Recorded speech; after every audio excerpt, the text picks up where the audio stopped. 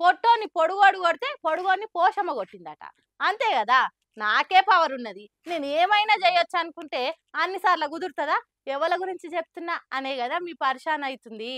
America దేశం అధ్యక్షుడు Trump అగు గతగాడి ఘనకార్యం గురించే చూడుండ్రి. ప్రపంచ దేశాల్లో పవర్ఫుల్ దేశం ఏదన్నా ఉన్నదంటే అది అమెరికానే అంటారు. అణుబాంబులు ఉండుడే కాదు, ఆమ్దాని కూడా కడమ దేశాన్ని కొనేంత ఉంటుంది. అసోంటి దేశానికి అధ్యక్షుణ్ణి నేను అని విర్రవీగుతున్నట్టే ఉన్నది ట్రంప్. అందుకే నా మాట చెల్లదా, నేనేదంటే అదే జరుగుతుంది అని ఫెడరల్ ఉద్యోగులను నౌకర్ల నుంచి తీసేసిండట. కానీ తాటిందన్నేటోడు ఉంటే వాని తలందన్నేటోడు కూడా ఉంటాడు కదా. ట్రంప్ చేసిన కంపు నిర్ణయాన్ని కోర్టు కొట్టేసినాయట. అధ్యక్షుని అయినంత మాత్రాన నువ్వు అనుకున్నది చేస్తా అంటే చెల్లది అని ఖరాఖండిగా చెప్పిండ్రట. జనం నీకు ఓట్లేసి పవర్ని చేతికిచ్చింది మంచిగా చూసుకోమని, కానీ కొలువుల నుంచి తీసేసేటానికి కాదన్నట్టు విలియం అల్ప్స్ అనే జడ్జి తీర్పు చెప్పిండట. మరి అంతే కదా, నౌకర్లు వాని అయ్యజాగిరా, సర్కారే నా జీతాలు ఇచ్చేది, వాని జేబుల నుంచి తీసిచ్చినట్టు అట్లా తీసేసుడేంది? ఎప్పుడు పడితే అప్పుడు ఎవ్వలని పడితే వాళ్ళని తీసేసేటానికి వాళ్ళేమన్నా అధ్యక్షుని బానిసలా? నౌకర్లు చేసేటోళ్లకు రెక్కాడితేనే డొక్క నిండుతుంది. కాబట్టి మా బతుకులు రోడ్డు మీద వేస్తున్నాడు ఈ ట్రంప్ అని కోర్టుకు ఎక్కినాయట కార్మిక సంఘాలు.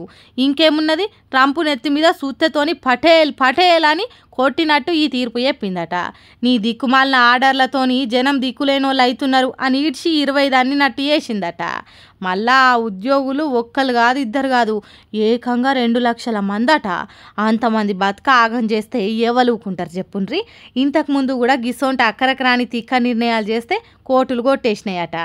అయినా అయ్యేం బల్పు నిర్ణయాలు, ఎవలని లెక్క చేయని పనులు, ఎందుకు ఇట్లా పాసికల్లు ఆయన కోతి తీరుగా వేస్తున్నాడు అని తిడుతున్నారట అమెరికా జనాలు.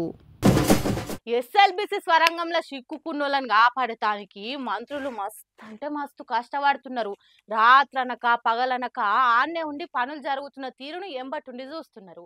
కానీ ఏందో ఏమో కొంతమంది కళ్ళు ఓరుస్తూనే లేవు, కావాలనే బట్టగాల్చి మీదేసే మాటలు మాట్లాడుతున్నారు. అవును, మంత్రి సార్లు ఏ తిరుగా పని చేస్తున్నారో చూడుండ్రి. అబ్బబ్బా, వాళ్ళ కష్టం చూస్తే నాకే ఏడుపు వస్తున్నది.